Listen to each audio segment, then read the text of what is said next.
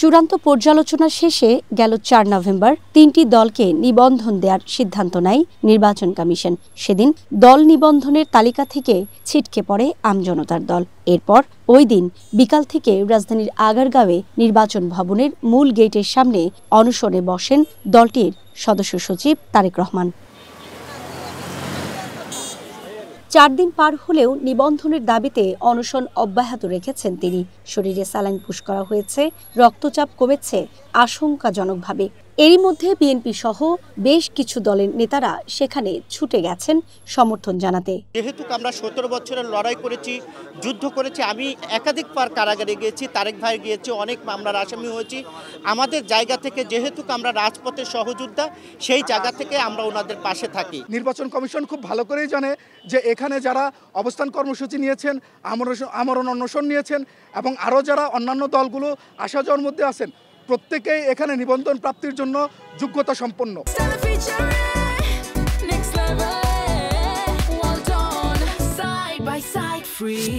রবিবার দুপুরে বিএনপি নেতা তারেকের প্রতি সমর্থন জানাতে নির্বাচন কমিশনে যান বিএনপি নেতা ইশরাক হোসেন।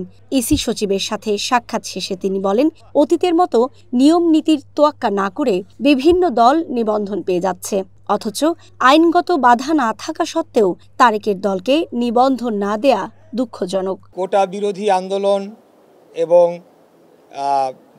নিরাপদ সড়ক আন্দোলন সেই সময় থেকেই একজন সক্রিয় কর্মী, যার উপর বারবার হত্যা চালানোর চেষ্টা করা হয়েছে, ওনাকে রক্তাক্ত করা হয়েছে এবং শেষ মুহূর্ত পর্যন্ত তিনি রাজপথে ছিলেন। তিনি একজন বীরের মতো লড়ে গিয়েছেন। ওনার যদি কোনো ল্যাকিংস থেকে থাকে সেটা চিঠি আকারে যাবে, ওনারা সেটাকে আবার সংশোধন করে যদি পূরণ করতে পারে সে আবার পুনরায় জমা দিবে। এইভাবেই আমি যদ্দূর জানি যে একটা রাজনৈতিক দলের নিবন্ধন প্রক্রিয়া অনেক সময় একটু সময়ক্ষেপণ হতে পারে, কিন্তু ওই সব দলগুলো কিভাবে রাতারাতি নিবন্ধন পেল এবং এটার পিছু উদ্দেশ্যটা কি, এই প্রশ্ন কিন্তু আমরা করছি না। এ সময় ইশরাক বলেন, যাদের বিরুদ্ধে গ্যাং পরিচালনার অভিযোগ তারাই এখন মিলিশিয়া বাহিনীর মতো বাহিনী তৈরি করছে, যা দেশের জন্য হুমকি বয়ে আনতে পারে। একটা মন্ত্রণালয় যার সাথে প্রতিরক্ষার কোনো সম্পর্ক নাই, কিন্তু সেই মন্ত্রণালয় এখন প্রতি বছর 40,000 যুবককে অস্ত্র চালানোর শিক্ষা দিবে, লাইভ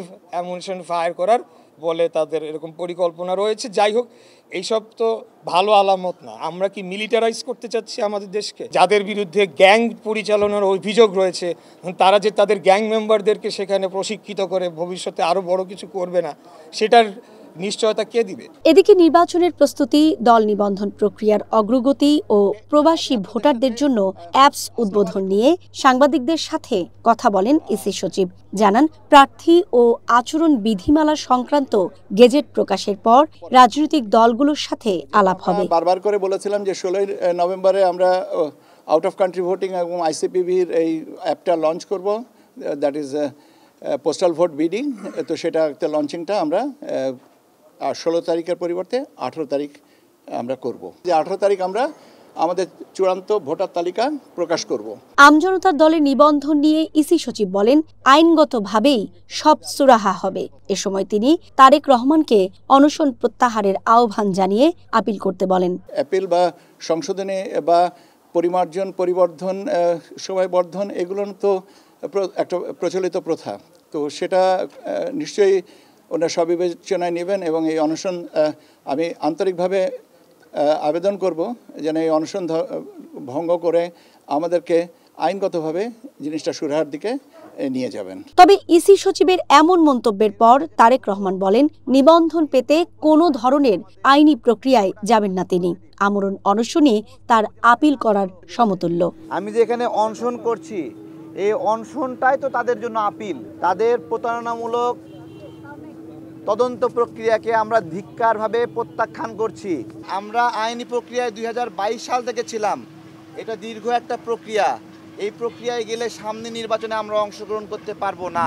এমন একটা প্রক্রিয়া হাতে নিয়েছে তারা যে এই দলের নিবন্ধন নামঞ্জুর করবে, দলের নেতাকর্মীরা অন্য দলে চলে যাবে এবং আলটিমেটলি তারেক এবং মিয়া মুশফিকুজ্জামান একা একা বসে 2 মানুষের দল হবে।